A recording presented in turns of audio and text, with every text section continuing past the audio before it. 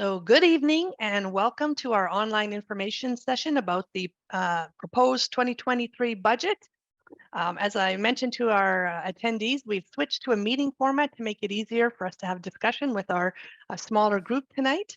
So tonight's session will be recorded so that we can share it with those who weren't able to join us tonight. And I'll ask Angela to move to the next slide. So I'll just start off with a few introductions. So for those of you who don't know me, I'm Joanne Kleb. I'm the city's communications and engagement manager, and I'll be facilitating our workshop tonight. And with me is Angela Campbell, the city CFO and our director of finance and administration. And she's the one that will do the bulk of the presenting on the budget. I'm also very pleased that Councillor Miller is on the line tonight. Hello, Councillor Miller. I see you just joined, so thank you for joining in. Hi, everybody. Hi, thanks for having me. Yeah, that's great. And also we have additional staff on the line who are here to answer questions if we need. And so I just want to say hello to Elma, Courtney, Amber, and Andrea, and thank you all for giving up your evening to be here tonight as well. Next slide, please, Angela. And so as we always do in these sessions, we just want to take a moment to acknowledge that tonight's meeting is taking place on the traditional and unceded territory of the Syilx Okanagan people. And we're very thankful for the opportunity to have our meeting here tonight.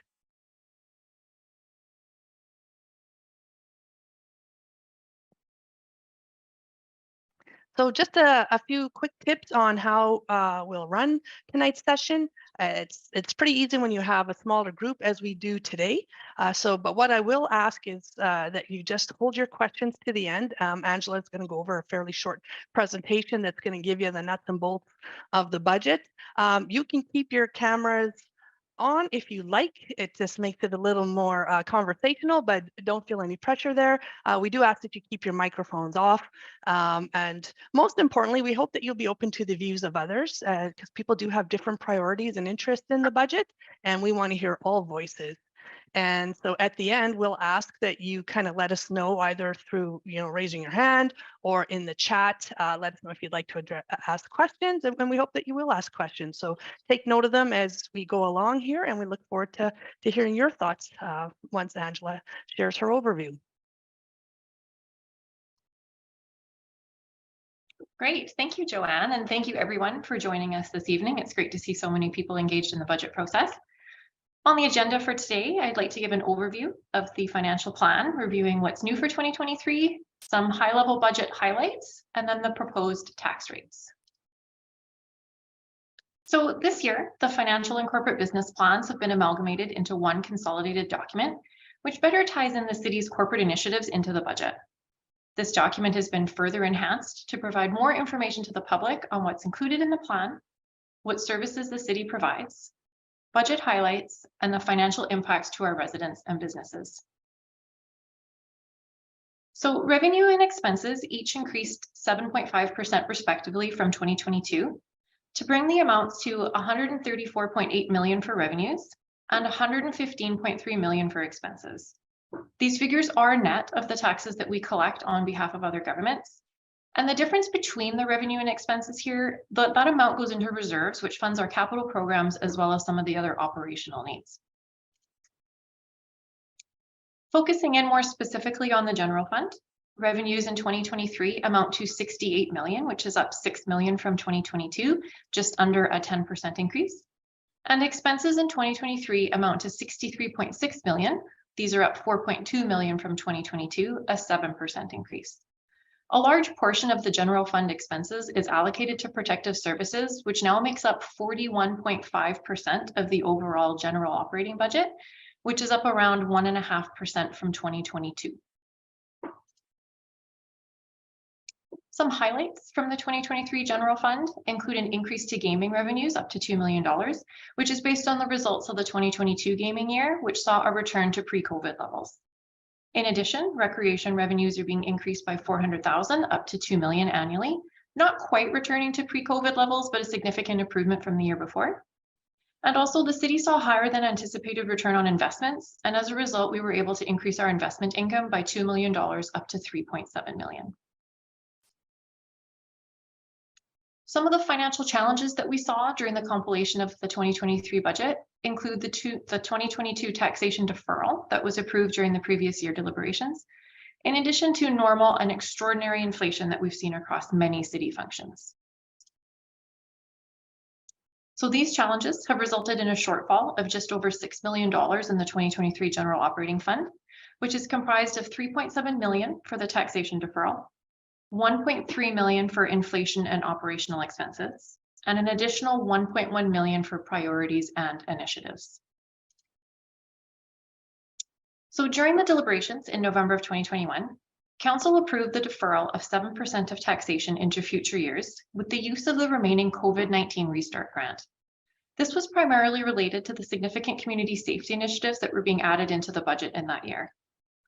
In addition, when setting the final taxation increase for 2022, Council approved a further deferral of 3% of taxation into future years for a total deferral of 10%.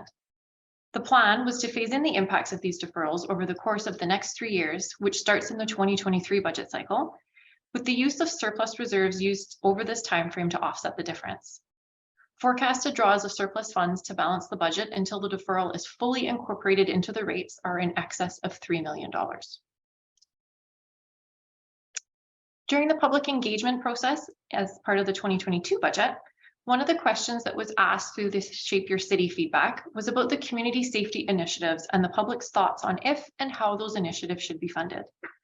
80% of the public that responded were in favor of the community safety initiatives that were included in the financial plan, with the majority of those suggesting that funding over 3 years was preferable. Across BC, we've seen many municipalities that are proposing significantly higher than normal tax increases to deal with inflation and downloading of provincial costs. Penticton is just one of many communities that are faced with challenging budget constraints while striving to remain fiscally responsible. These news highlights are just some of the communities that have recently announced their tax increases for 2023. As part of the budget process, Council brings forward notice of motions. There were 6 of these that were brought forward by Council on December 20th, with 5 of them being approved and either incorporated into the financial plan or costs of the initiative will be presented to Council for their consideration during deliberations. Notice of motions with financial impacts have been incorporated into the budget and are reflected in the priorities and initiatives figure where applicable. Some of the key strategies that we use to address the fiscal challenges that the city is seeing for 2023 include continuing with the steady approach to taxation by phasing over the deferral from 2022 in 3 years while utilizing reserves to offset losses, continuing to look for revenue generation opportunities, and seeking alternative funding sources such as grants. So although on paper, the city has significant reserve balances, many of these have restricted uses, leaving only a small portion that are available to draw from. Once the statutory, utility, and other restricted reserves are removed, a balance of $20.8 million of reserves is available for general use as at the end of 2021. So year end is currently underway and revised 2022 reserve balances will be provided to Council with the presentation of the audited financial statements. However, should draft balances be available by the deliberations next week, we will update these figures for Council deliberations. So again, these balances are as at December 31st, 2021. And there's the reserves that are available to offset the phasing in of the tax rate deferral set to continue until 2025. These balances don't incorporate, however, the estimated surplus draws that are being used to offset the deferral and the addition of the 4 firefighters. Okay, so the draft financial plan also includes $27.8 million of capital expenditures across all the funds. Some highlights include the initial cost of the community safety building, the community center Bugaboo University renovation, and a new 100-foot platform fire truck. As the city has recently updated its asset management investment plan, the breakdown of the updated replacement costs of city assets now sits at $1.4 billion. This graph is showing the city's forecasted debt to 2027, including funded projects for Ellis 2 Dam in 2025 and a further expansion and upgrades to the advanced wastewater treatment plant in 2026. Also shown is a forecast of debt levels should the unfunded projects for the community safety building and the twin arenas be debt financed. As those unfunded projects have not been fully costed, those amounts are currently rough estimates and funding sources have yet to be identified. The 2023 utility rates were presented to Council in December with the fees and charges bylaw being adopted December 20th. Rate increases include 2% for electrical, 4% for sanitary sewer, 0.6% for water, and 20.2% for stormwater. Based on those increases that were approved through the fees and charges, the average residential property will see an increase of $61 per year or $5 per month. And for the business property, the average increase for utilities in 2023 is estimated at $380 per year or $31 per month. Okay, so as noted earlier, the 2023 funding shortfall is comprised of 3 areas, which represents a taxation increase of 3.3% for the phased-in tax deferral and a 3.4% for maintaining operational service levels and inflation. That brings us to the base amount of 6.7%, which is to maintain current service levels. And I just want to note here that staff worked really diligently to lower this operational increase, which reflects only half of the 2022 CPI figure of 6.9%. In addition, a 3% increase would be needed to fund the priorities and initiatives that are included in the financial plan, which would bring the overall increase to 9.7%. I just want to note here as well that without that tax deferral, the city would have been looking at a tax rate increase of between 3.4 and 6.4%, well in line or below other municipalities for 2023. And also just wanted to mention here that in the financial plan, what we've actually built in is an average rate of 8%. And that'll be adjusted based on council's decisions through the deliberation process. Right, so in terms of impacts to the residents and dependent obviously on council's deliberations, this graph represents that the average increase to property taxes to a residential home would be in the range of $10 to $15 per month or $121 to $176 annually. Impact on businesses show that the average increase to property taxes to a business property would be in the range of $40 to $58 per month or $475 to $688 annually. These figures assume a revenue neutral business tax multiplier of 2.22. So the data shown on this slide is collected by the province of BC and allows us to review our residential competitiveness to other areas in the region. These figures include municipal rates, parcel taxes, utility bills, and taxes paid to the other taxing authorities, so it provides a reasonably holistic overview of the cost to residents in these areas. As you can see from this graph, Penticton is very competitive in the valley, having one of the lowest residential taxes and charges in comparison to West Kelowna, Kelowna, Vernon, and Summerland. So for residents, when taxes are combined with the average utilities increase, the average residential home would see an increase of $15 to $20 per month or $182 to $237 annually.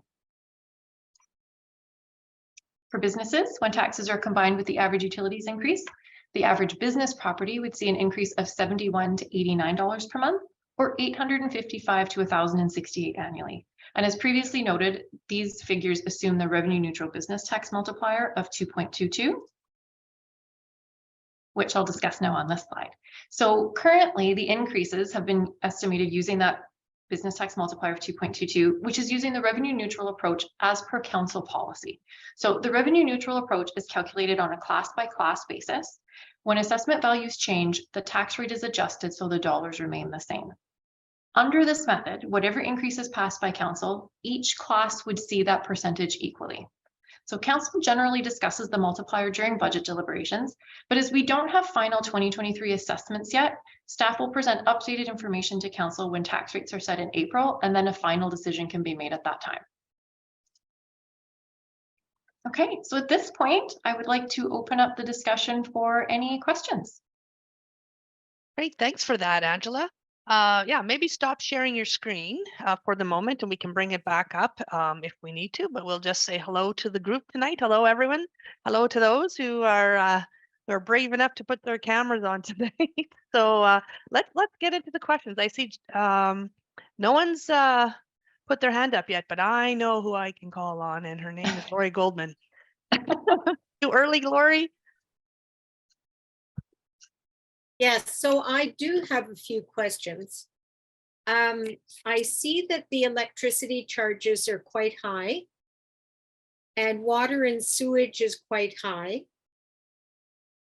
And I'm wondering what the city's plan is to reduce those expenses, excuse me, when we could be requiring every new building and every commercial building and every large parking area to have solarized photovoltaic systems that would be feeding electricity into our utilities, which we own or operate. We don't own them. And that would reduce costs and increase our resilience. That's one question. And the same thing with the water and sewage. We have very high water and sewage costs. And I'm wondering what, I didn't see in the plans anything about getting people to, instead of having lawns which require huge amounts of water, to insist that every new development be xeriscaped, properly xeriscaped with help. Rocks are not xeriscaping. And like Phoenix is doing that because of their climate crisis, they are requiring people to get rid of their lawns and put in native plants, pollinators, things that require very little water. And because we are in a climate crisis, and because of that, we have to look not just at our, our economy and our budget. We have to look at how we're going to be more resilient and sustainable. Because of climate issues, all of these things are going to escalate. And by changing our ways of doing things and requiring new builders and even encouraging homeowners more to solarize and to incentivize them to get out of their cars, so our infrastructure isn't so expensive. If people have rebates for e-bikes and are able to use the active transportation, our costs for painting the roads and fixing the roads will definitely go down. So all of these expenses can actually be lowered if we encouraged people and incentivized developers to actually help us to reduce our costs instead of just accepting our costs. Thanks for that, Lori. Yeah. So Lori, you've asked some really specific, great questions about our climate initiatives, and Angela did have a slide to talk about how this, it may not address the specific concerns that you're raising, but there are a number of initiatives that are included in the 2023 budget that are intended to advance our community climate action plan. And maybe, Angela, do you want to just share your screen and you can bring that up? And while Angela's doing that, I would just offer, Lori, we are having an open house on Thursday from 4 to 7. And Kristen Dixon will be there, our General Manager of Infrastructure, talking about our utility rate review. And I think she'll be a good person to answer some more of those specifics as well. Go ahead, Angela. Thanks, Joanne. So yeah, definitely, Lori, the city does recognize the importance of climate action, and through our climate action, our community climate action plan and our corporate and energy emissions plan. So in the financial plan, we've highlighted these plans and our moves in action towards reducing emissions. So in 2022, we did purchase several electric vehicles, including e-bikes. We installed public charging stations, and we continued on with the home energy loan program, also the work on the Lake to Lake bike route. And then in this draft financial plan, there's the installation of 4 electric vehicle fast charging stations, implementation of the Low Carbon Transportation Accelerator Fund, evaluation of the Home Energy Loan Program, a builder developer workshop for EV ready requirements, and creation of an emissions dashboard on the city webpage. So definitely hear you, Lori. And actually some of the points that you've made, there are things that, like Joanne mentioned, our GM of infrastructure, there are some of those things that we are starting to have some conversations about. And I think through their resiliency study, some of those things might come out as well. Yeah, and I would offer on like the utility rate review, one of the things we're going to be asking the community is if they're interested in seeing an inclining water rate, if I said that correctly. But in all, what it means is that we'd like to see higher consumers of water pay more than those who are motivated to conserve. But those are some of the things. And Lori, I'll give you a chance to comment if you like, and then I'll be picking on some more folks to ask some questions. It's really great to hear that there are discussions and thoughts and plans about waste reduction and electricity planning and things. I understand that the city has some plans. I can't see this. I don't know where this climate action slide is in the document that was downloadable. Maybe somebody could post in chat where we could see this slide, because I can't make it out. It's on page 20, Lori, of the draft financial plan. It's on page 20. Thank you. You're welcome. And I guess I'm just a little more concerned that climate is moving faster than we are. And because of that, if we don't move actually quicker on some of these big changes, like I understand we have canopy, canopy tree plan. Yep. If we were selling trees to people with water bags, right away we could be reducing heat in the city. It said somewhere that we had a parks planning and capital project coordinator, but I looked online and I cannot find that person. Maybe someone could put that person in the chat so we would know who that person is. It said that they were hired in 2022. And yeah, I guess I know that managing a city is a huge thing. I'm worried that we are not looking at ways of reducing some of these things that could make a huge impact over years, but also make a big difference very quickly. Thank you. Yeah, thanks for that, Lori. So I think I know who the person is that you're referring to, but I'll have to confirm that and send you her information. I think you've spoken to her previously. And thanks also for bringing up the urban forest management plan. We are going to get going on that right away. And I like your suggestion about having the trees with water bags. I don't know what that is, but I'm very, very keen to look into that. So thank you very much for that. And also, you've got Councillor Miller on the line here. And if you come to the open house on Thursday, a lot of your comments are really politically, political comments, and it's about council giving us the direction to be more aggressive than perhaps our community climate action plan support. So thank you for that. Okay, I don't see any more hands up yet, so I'm going to turn it over to Lorraine Stephenson. Lorraine, do you have any questions for us? Sure, I have a couple actually. Both of us here spent quite a lot of time going over the whole document, and I haven't had to look at a spreadsheet for a long time. And it left me wondering if there is some kind of training for city councillors for how to read these particular pieces of information, or do they just come to the budget meetings with their own basic knowledge? I would find it very difficult.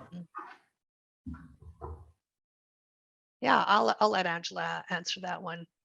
Sure. So Lorraine, they actually just went to a training course last week. And part of the reason why the budget dates were designed the way that they were was to give them the opportunity to go to that training session before they went through a budget. So I don't know if there was like a spreadsheet training, so to speak there, but part of that training was meant to sort of educate council on budget process and best practices for municipalities and get them a little bit more up to speed, especially the new councillors that haven't been on before and going through a budget. So absolutely, there are opportunities for council to do that kind of thing before they get into this process. Thank you. Yeah. And I noticed, pardon me for asking this, Joanne, but I noticed an expenditure in the communications budget for $600,000+ and I wondered if that includes salaries, or is it projects, or what is it? I might let Angela answer that. Yeah, My that's fine. I wasn't sure if we're going to tackle that one. Well, no, I believe it is. It is salaries. I believe that we've incorporated a person who was on contract before, so those fees would have normally gone to a different part of the budget, and now it's more cost effective if we bring that person onto our team. Yeah, so in the communications budget, it would be both consulting costs as well as staff costs. And as Joanne mentioned, one of the things that we do when we look at our overall costs is make a decision on if we're spending more on a contractor than we would on an in-house employee, does it make sense to bring that in-house? And it actually often saves the city money and gives us more hours and more expertise in the building as opposed to paying a higher consulting fee Okay. for less hours.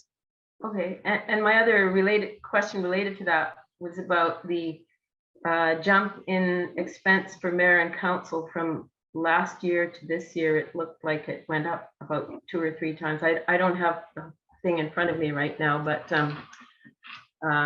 it went from 63,000 to 118,000 or something. I just wondered why that jump was there.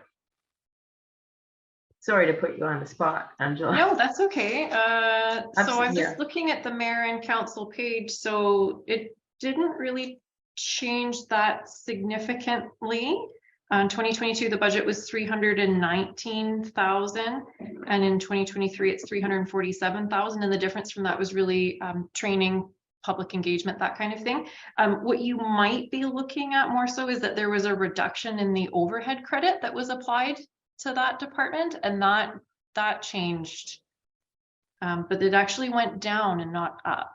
Okay, I have it written on a piece of paper upstairs, but I'll if it still is on my mind, I'll bring it to the meeting on Thursday night, if you don't mind. Yeah, Thank for you. sure. Thank you very much.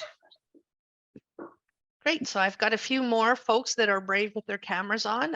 Would Jack or Gary and is it Valentine or Valentine? Yeah. Why don't you address us, please? We'll start with Gary, and then we'll see what is on Jack's mind if he's interested. Hi, Gary. Thank you. Valentine, is it? Yes, thank you. Okay, Mhm. lovely. Well, I do find it very complicated, Angela, because I'm not familiar with all the, all the different accounts and the percentages and so on. So having said that, it seems to me we've got quite a few new buildings in town. The new hotel on Eckhart Avenue and the one going on Westminster, and the expansion to the Lakeshore Hotel several years ago, and the new huge block of apartments on South Main by Skaha Lake, and others, I think, also on the south end of town. We live in the north end of town, the Northern Gateway, as we're calling it now. And also all the different buildings that we see going up. And I would have thought that the increase in taxes for those buildings, sometimes, like on Westminster, there are 3 fourplexes going up, where there were, I think, 4 homes, 4 families. Now they're going to be 12 homeowners on that property. So I would have thought that possibly the increase in development around town would have accounted for quite a bit more taxes coming in to the coffers. So we do include, and it's called non-market change, which is basically the new development money. We do include that every year in the budget. So we actually get a report from BC Assessment that tells us how much new assessed values have been introduced into the city through development. So actually in 2023, it's one of the lower years that we've had. It was only $400,000 versus last year in 22, it was actually $600,000. So we incorporate that into the budget to help offset any inflationary costs right off the bat. So you're absolutely right. We do get that money and we do incorporate it into the budget to reduce any taxation increase. Okay, thank you. Good question. It is complicated, and I really appreciate everyone taking the time to try to understand it. And I know Angela's team's worked very hard to try to make it consumable. So hopefully you folks can go out there and take the information you've learned and share it with your friends and neighbors. So Jack, you've got your camera on. Are you open to asking a question?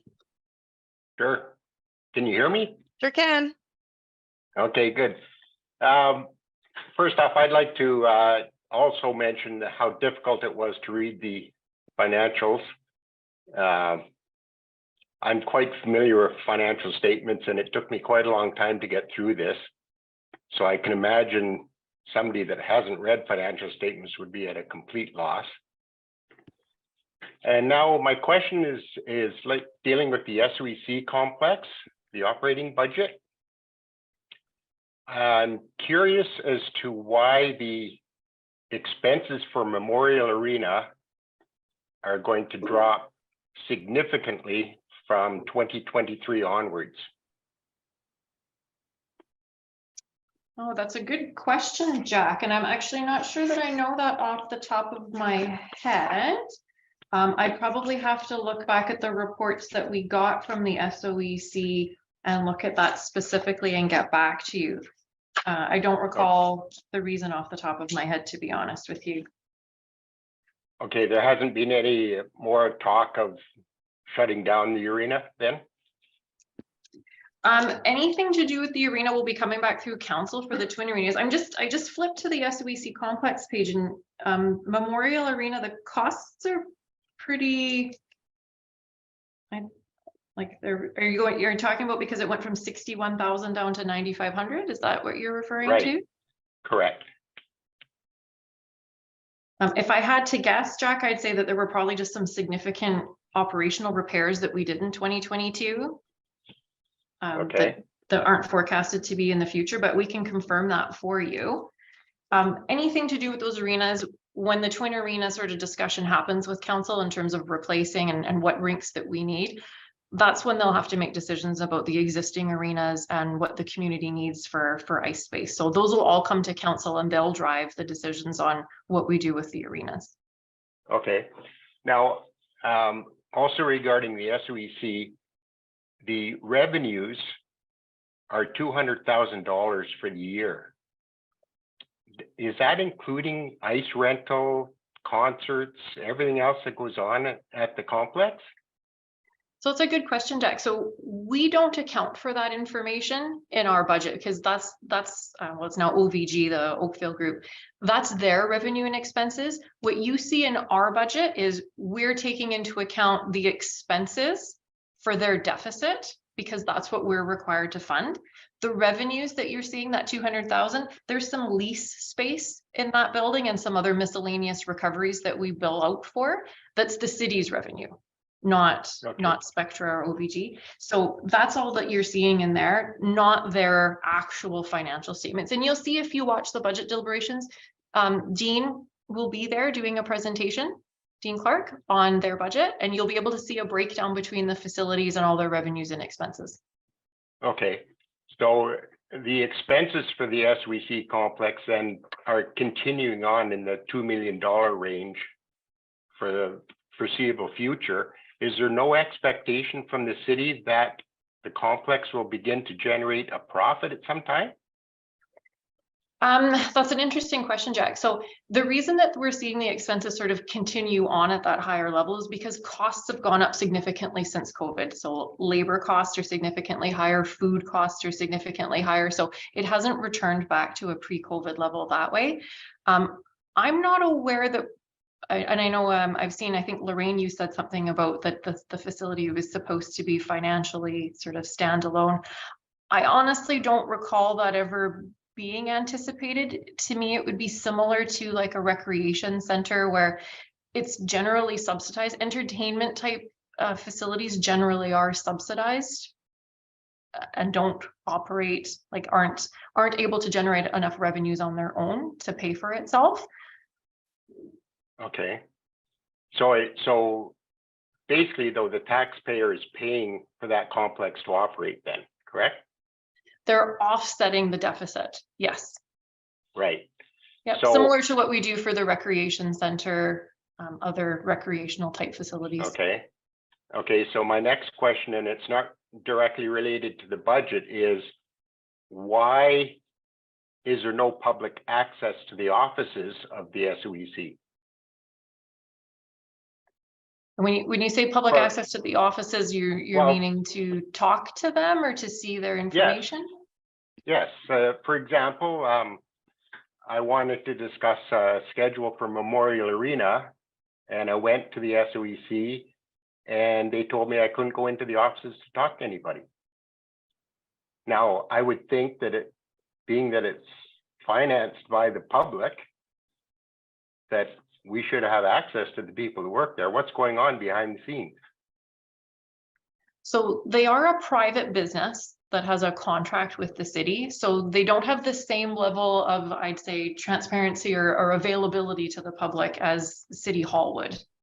Right. So it would be no different than a business that sort of leases out or has an agreement with the city to operate a service. You know, there wouldn't be the expectation that they would operate the same way that we do.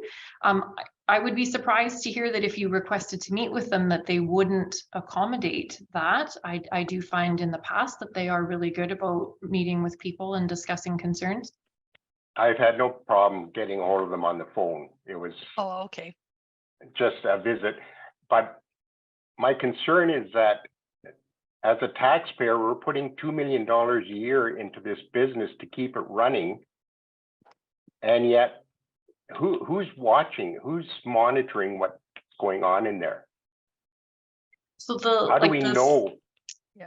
How do we know that they're losing money every year and we're having to continue to contribute this $2 million to them? So as part of their contract, there is accountability measures. So for example, they're required to send their financial statements to the city. So there is absolutely a level of transparency that, you know, they're not operating over there and the city never sees anything that they're doing. Anthony Haddad, our general manager of community services, he's the liaison staff member. So he actually works quite closely with them in developing their budgets and any changes that they're making at the facility, anything that they need to do. He works with them from a staff to contract level. Okay. So the city is confident that things are going well over there then? I think the city is confident that and we we're not- maintain, yeah, that we maintain a level of transparency. We're aware of what's going on in that facility. Okay, thank you. Well, and so Jack, thanks for those very difficult questions. And I just want people to know that, you know, Angela will do her best to give you answers, but we are taking notes so we can relay your questions and concerns to council so that they are aware of the types of interest that the community has. So I've got that written down, and thanks very much for that, Jack. Okay, thank you. I think, Great. Lorraine, did you have your hand up? I think there's some merit to what Jack was asking. And because when the private operators were given contracts for Skaha Marina, we were all told in the press, basically, what the arrangements were financially. And we've never had that for the Penticton Bees or the hockey school. And Angela, I realize that none of this is pinned on you, but that's a question that's out there in the public right now. And I know I'm not the only one asking it. And I hope that Donnie Mr. Van Dyck will be at the session on Thursday so that we could maybe get to the bottom of some of that. You know, we don't mean to pin this on you, Angela, definitely, for sure. No, but like Joanne said, we appreciate everyone's comments and they're things that we can take back to the group. And yeah, certainly if you're coming to the open house, those are discussions that can be had there as well. Yeah, and without getting into territory I'm unfamiliar with, but you know, I believe it's a question of competitiveness, and that's why some of the details are not disclosed. Is that fair, Angela, or is that also not? Yeah, I'd say there's proprietary information that goes along with profit companies versus non-for-profit. So depending on the agreements that the city enters into, like say Skaha is a different situation because it's being operated by a not-for-profit and they're required to publish their financial statements anyway. So it does vary agreement to agreement, but I definitely do hear what your concerns are. Great. Dennis, you have a question? You have to unmute your microphone, please. Lorraine, can you unmute? Oh, you're looking for it? There you Okay. go. Okay, go ahead.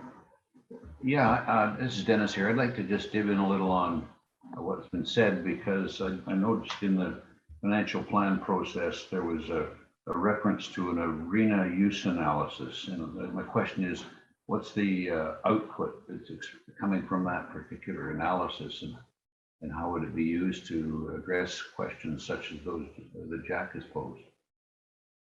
Yeah, so I think if you actually refer in through the financial plan, there is more information on those initiatives in each section, but the arena use is really starting to look at exactly the information I sort of mentioned when we're talking about the arenas.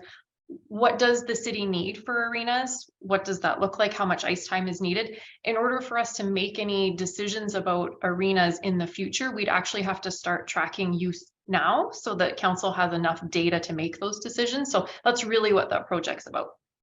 I think that's a good business practice. Yeah. There was another question in that, but I'm not sure I can.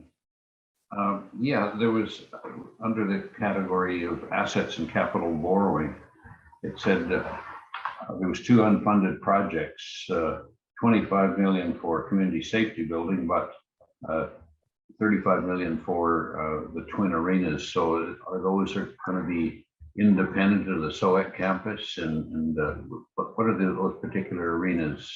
What exactly are they? So at the moment, those arenas aren't really anything. They're just a placeholder in the budget until council makes a decision about what they want to see. But one of the things the city's trying really hard to do is take a look at our overall capital picture and make sure that we know what's coming in the future. So you'll see in the financial plan, there's actually $96 million of unfunded projects. These are all kinds of things that have been identified by staff or by council as something that's going to maybe have to happen in the next 5 years. But we don't necessarily have them fully scoped or costed, but we don't want to lose sight of them either. So decisions that they make today might differ if they knew that that other thing was coming 4 years from now. So we really just are trying to paint the picture, but those costs could be completely different than what we've initially estimated. And at the time when we have different costs, council might make different decisions. So yeah, they're really just a placeholder as a identified item that's been brought forward that we're not quite sure what it's going to look like yet. And I wouldn't mind jumping in there too, Angela, just to give people context that those were 2 of the 4 recommendations that came out of the Civic Spaces and Places plan. So that was the plan that was trying to come up with a long-term plan for the city's buildings that were deteriorating and how we were, which ones, and prioritizing which ones needed to be looked at initially, which ones we could push off and look in the long term. And so the first one that was prioritized was the need to replace Fire Hall number 1. And that's where the community safety building is coming in. It'll replace Fire Hall 1, and we're looking at it as an opportunity to address some other space needs for protective services. The next project that was identified as a priority was is it the Twin Arenas? Or no, that one's still 4 to 5 years old. I'm trying to remember, but in any event, it identified that those buildings were going to need a decision in like 4 to 5 years. And so the funding for them is included on the budget, or not included, it's unfunded, but the projects are listed on the budget so that people are aware that these things are coming. But there is an extensive process that will be undertaken for each one to prove out a business case to determine if it's the right thing for the city to do. So Civic Places and Spaces, that's where you'll find the background on those things. Thanks, Joanne. Okay. And so how about Kona? You raised your hand so nicely. Kona, do you want to turn your camera on and address the group? Hey, everybody. Hi, Kona. I am just jumping in because there was a list mentioned in that bit there. There was like, I guess, 96 million unfunded projects and stuff. Where can I find the list of the projects that they already see on the horizon so that I can just cross-check that? Yeah, for sure, Kona. So in the financial plan at the very back is the capital pages, and the unfunded is detailed at the bottom. There's a summary page that has sort of a high level, and then every single page inside each departmental page will have a listing underneath the funded of the unfunded projects. And sorry, can you repeat the document name again? Just yeah, that's in the draft financial and corporate business plan document. okay. At So the tail end, the very end is the capital, and you'll see all the unfunded is detailed in there. perfect. Thank you. You're welcome. Okay, do we have any more questions coming from the group? I see Councillor Miller has lightly put his hand up. Councillor Miller, you want to address the group? Yes, I just want to answer the last 2 questions. That a report did come before council on Tuesday, February 28th, which was a public meeting. And there was a little bit of discussion about it. And if you're interested in reading what was presented to council from staff, penticton.ca, and then council meetings, I believe, and then it's pretty user friendly. And if you find the one from the 28th, you'll want to read the agenda package. And furthermore, you may wish to watch the council discussion on it. And they have it neatly earmarked, so you don't have to watch the whole meeting or go hunting for it. You can just press on whatever the item is. But I think if you were to read that and watch the council meeting, that may answer some of your questions. Thanks, Councillor Miller. I think you're referring to Anthony Haddad's presentation on the facilities. Absolutely. And we Okay. discussed, again, as you repeated, I believe the report said that, well, actually, I know the report said that the emergency center, fire hall, and other services are the priority. And I do believe that arenas were ranked as second according to this report. Again, nothing is written in stone about it, but I think some of the questions I've heard tonight, I would encourage people to look at that. Thank you very much. Yeah, it's a tricky balance, planning for the long term while, recognizing that we do have a public process to go through before any of these things happen. How about any of our other folks on here who are staying hidden? And it looks like Gary might have a question for us. Go ahead, Gary. Just unmute yourself first. Still muted, Gary. Let me see. Oh, there you go. Perfect. Yeah, my wife and I are both old age pensioners. We've been living here in Penticton now for 16 years in the house here in the same place. But during the 16 years, I'm 85 years old now. My wife is a little younger than I am. But anyway, I have seen a gradual increase in all of these amenities that you've talked about tonight. They've all gone up. All gone up.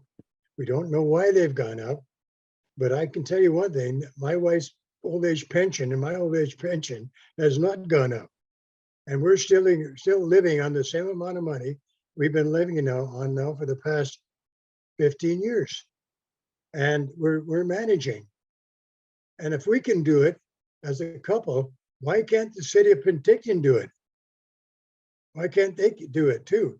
Why can't they put some more effort into it, into balancing the budget, rather than just increasing everything?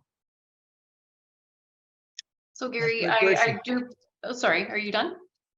Yeah, go ahead. Okay, I definitely hear your concern. We do have a lot of taxpayers here that are on fixed incomes, and that is very challenging.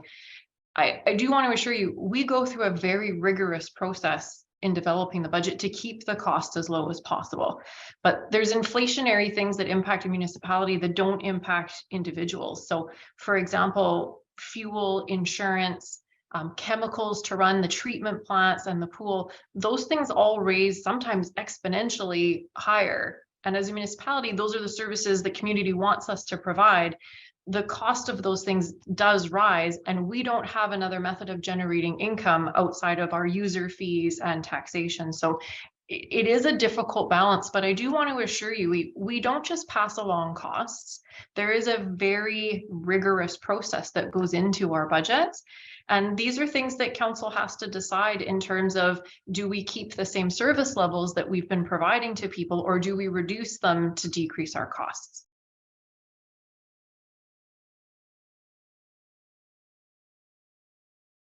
Great. Oh, thanks, Gary. Well, I understand what you're saying, but if we're able to live within our means, it takes some effort to do that. Yeah, I hear you, Gary. Why can't the city live within its means? I mean, I know I'm not against building this bicycle lane, although it's double now what it was supposed to be initially, the cost. And I know everything has gone up, and whether there's a good excuse for that, whether it's warranted or not, I don't know. Time will tell, but it just seems to me like, because of this stupid COVID crap we went through here in Canada and all around the world, it's the whole economy's out of whack because of that. But we got to come back to common sense and common reason and realize that we have to, every one of us has to be, we've learned to be responsible for what we have and we've learned to live within our means. And if we can do it, and I'm sure, I'm a senior, as you know, and most of the people in this, a lot of people in this Penticton here are seniors. And if they can do it, live within their means, why can't city council? Yeah, and Gary, thanks for that. I think it's more of a comment than it is a question. And I think that we can include that and relay it to council as well when we share the feedback on our engagement. So thank you very much for that. I do want to fact check though, the cost of the bike lane has not doubled. It's still about 8 million, and that's what it was said to be initially. So just want to make sure we're clear on that with this group. But okay. I don't see any more hands up. Does anyone else have some questions they want to ask? Joanne, it's Jack. Oh, hi, Jack. Hi. I don't know how to raise my hand, so. Okay. Just along the lines of the comments that were just made, why, if we're trying to watch our expenses closely, why do we continue to give money to nonprofits such as, or I'm sorry, not nonprofits, for-profit businesses such as the Penticton Bees, who I believe there's a $50,000 expense item for them, and Ironman, which is $400 and some thousand. Those are they're small amounts in the overall scheme of things, but a lot of small amounts amount to big amounts, right? Yeah, thanks very much for that. And I do know that there is a philosophy around the contributing to the economic vibrancy of the community and the importance of using the SOEC and ensuring that that ice is used and creating vibrancy in the community for not only people going to the games, but generating revenue for the city from the sale at the concession. So that's my understanding. Angela, did you have anything you wanted to add to that? No, I would just say I agree with you, Joanne. I think the philosophy behind funding not only those profit ones, but a lot of our nonprofit events is that they draw a lot of people to the community, which helps impact our economic stability for restaurants and hotels. And so I believe that, you know, there's an investment that the city makes towards bringing people into the town that benefits the greater of the city. Yeah, and okay, thank you. Yeah. Understood if you don't necessarily agree or would maybe pick and choose different events, that's definitely understood. So Okay. Lori's got another question for us. Yeah, hi. Thank you. I was wondering if there's any kind of a, I didn't see anything, it's very complex, this document. Is there anything in the document about using public land, city-owned land, to build some sort of affordable housing, public housing for our community? Because we have a lot of seniors who will not be able to live in their homes any longer, and we don't want them to be homeless, but we don't have any affordable housing, and we do have city-owned land that could be developed for non-profit, owned by cities. In Europe, a lot of the cities, like Germany, is full of public owned housing for citizens to be able to live in and still be able to have food and medicine. And we don't have any kind of a system like that. And I'm wondering if that's been planned in the budget to do some sort of housing. I know we have affordable housing in there, but is there something the city is actually building and using our land to do? Yeah, good question, Lori. So actually on page 43, you'll see that there's an economic development initiative for attainable and affordable housing development. And that is having the city look at its own land for use and development for affordable housing projects. So that's definitely built into here. Council will see that when we bring forward the deliberations, because there is a cost associated with it for their approval of $50,000.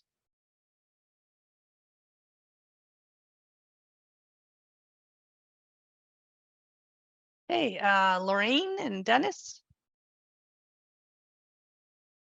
Okay. Further to Angela, your comment, the 50,000, is that to direct a study or an analysis of the availability of certain lands? Is that the objective of trying to identify lands, raw lands, the pre-existing lands that are ripe for redevelopment and so on? What's the target there, please? Yeah, so it is a development project. So it is like a study that they would be doing, taking a look at city lands, identifying what would be possible, and then maybe looking at partnering. It'd be a good question for, like, I'm not driving that project, but it would be a good question if you're coming to the open house to talk to Anthony Haddad about, because that's actually within his area of economic development. But yes, it is along those lines. It's a study to start looking at that. Sure. I would just be also keen to ensure that the kind of community impacts are, they're not all positive, and there's the risks of negatives, as we all know. And so in rolling that into the portfolio of the clients, it would be important to know, but also how the ones that have less than suitable or desirable side effects on neighborhoods really be built into this, because with a simple bold statement, we'll be rushing towards housing.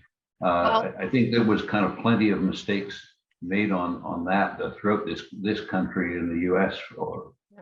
to establish that it's going to have to be better than Regent Park Revisited.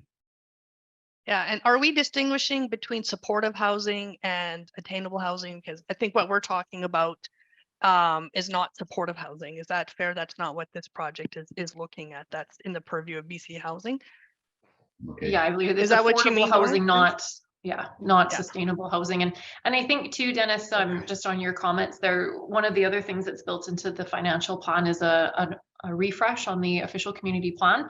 So looking at neighborhoods, figuring out where things belong, and also how the city has grown versus how we thought it was going to grow when the OCP was done back in 2019. Sure. Music to my ears. I hope that you pass that on to the planning department. Thank you.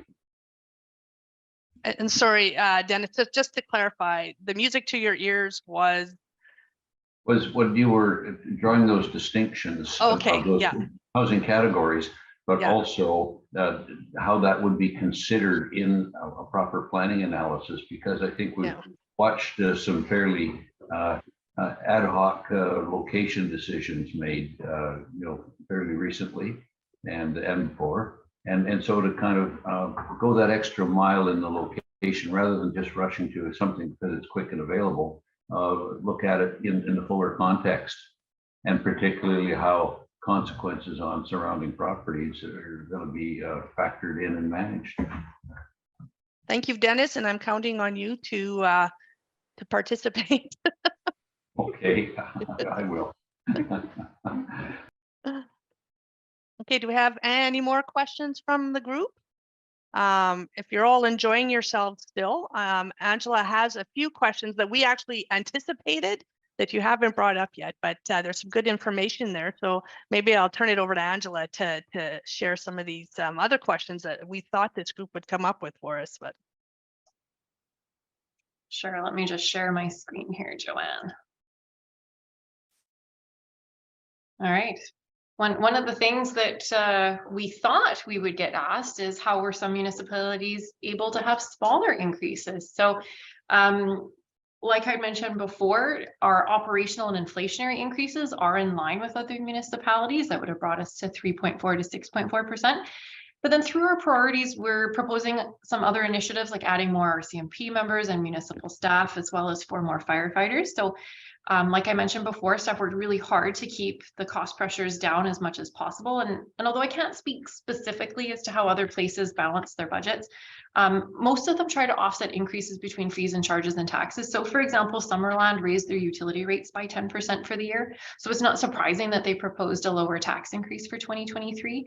And, in doing some of my research, I found that Kelowna specifically stated publicly that their budget was an essentials only budget. So, lots of municipalities are doing different things to try to keep their tax rates as low as possible.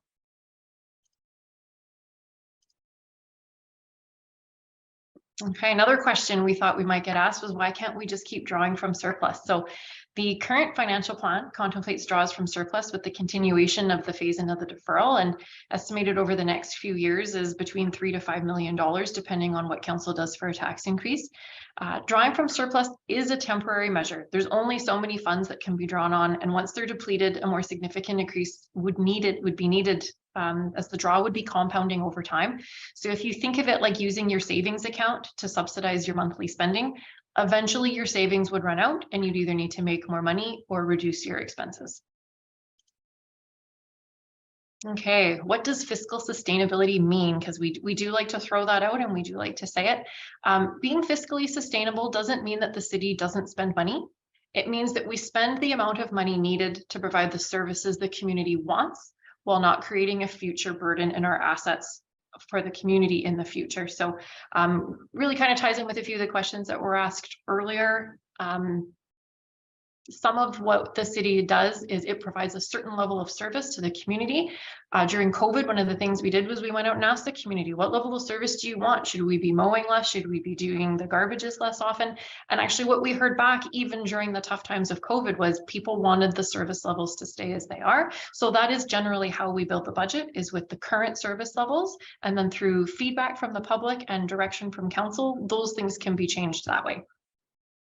And then the last one was just the climate action one that we covered already with a question from Laurie. And I have one for you, Angela. Actually, it's more, I think it's more, I think it's something that maybe you want to stop sharing, but I think it's more something that, you know, I find very interesting about the budget that I would like for the community to know. And that's just how much of our budget goes to protective services. And because I think that's a really important a point for people to understand. Yeah, and I did mention it a little bit earlier on the slide where we talked about the general operating expenses. So of the 63 million that we spend on general operating, 41% of that is on safety. So that's fire, bylaw, and RCMP. So, and one of the things I wish I maybe mentioned, I think, Gary, when you had your question a little while back, was that some of the significant increases you're seeing are because of the safety that was added through the budget last year. And that's what we heard from the community. Community wanted more safety. So we've increased our RCMP by 20% over the last 4 or 5 years, because that's what the community wants. So there is a cost to those, unfortunately, and RCMP specifically are very expensive. It's $204,000 per member. That's a fully loaded cost that we get from the government. But once we have those members, it's a contractual agreement to fund them. And so as they increase the amount that we have to pay, the city does have to incorporate that somehow into our revenues, right? So typically speaking, I'd say every year there's about 1% that's added just to cover contractual costs for RCMP. That's not adding new members, that's just covering the cost of the existing ones. Great, thanks for that. So that's all our questions. Does anyone else have anything they want to say before we wrap up for the evening? Oh, Councillor Miller, is that a new hand up? Yes, it is. I just, because I wanted to listen tonight, except for pointing out that one thing about a council meeting, but if anybody would like to meet me in person, I will be there from 4 till 7. And for those that I haven't met, my phone number is 460-2646, 460-2646. If you have any concerns, I'm generally available in the evening, so I would be glad to, I guess, talk to you. But hope that you will come out on Thursday and hope that you will say hello. Is this a good time, Joanne, maybe for me to share the screen so you can talk about the feedback form in the open house? Because we do actually, you're right. Councillor Miller just reminded me that we actually have slides on that.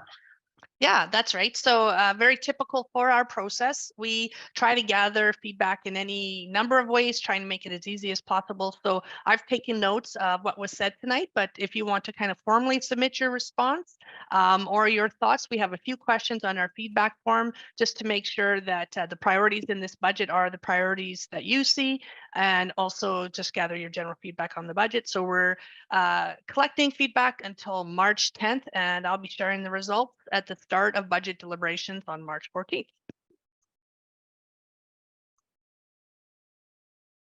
And then again, this is the first, people. Like, I know many of you have come to open houses in the past, but council has wanted to host this open house. So all of council is planning to be there on March 9th from 4 to 7 p.m. at the Penticton Trade and Convention Center. So this is your opportunity to have discussions in person with council. And also supporting it, we will have our budget display so you can talk to our finance staff. And also we're making it a big showing for protective services. It's a big part of the budget, so we'd like you to have the chance to talk to Superintendent Hunter, Fire Chief Larry Watkinson, and Bylaw Services Manager Tina Mercier. So any questions you've ever had about their initiative and how things are going, they're going to be there, and it's a great time to come in and say hello. And then we're rounding it out with the most exciting utility rate review, so you can always talk about that because it's an important part of the budget as well. So that's what's happening at our council open house. And you can say hi to myself. I'll be there as well with Angela. And is that our last one? And obviously, thank you. We do really appreciate when the citizens take an interest. And as you, several of you articulated so well, it's very complicated. And despite that, you asked some really hard questions. And so kudos to you. That was very challenging and we really appreciate it. So thanks again. And with that, we'll let you return to your evening. Did you want to say something, Councillor Miller? No, just good night, everybody. Okay. Thanks for participating. All right. Good night, everybody. See you Thursday. Thank you, everybody. Appreciate your attendance. Bye-bye. Thanks, Angela. Bye-bye.